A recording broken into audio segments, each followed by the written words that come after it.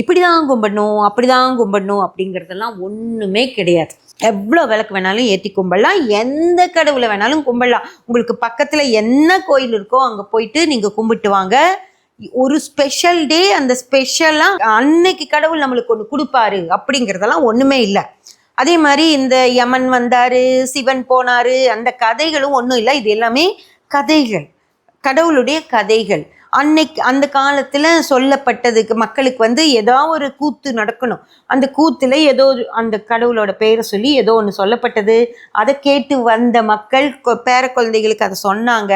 அதுக்கப்புறம் அது ஒவ்வொரு கதையாக இன்னைக்கு இந்த யூடியூப் பிளாட்ஃபார்ம் எல்லாம் வந்ததுக்கப்புறம் அது வந்து எல்லாரும் உட்கார்ந்து மைக்கை போட்டுட்டு ஒவ்வொரு கதை சொல்லி, இது தீபத்தை போடுங்க, அந்த தீபத்தை போடுங்க, அதை போடுங்க, இதை போடுங்கன்னு சொல்லிட்டு இருக்காங்க.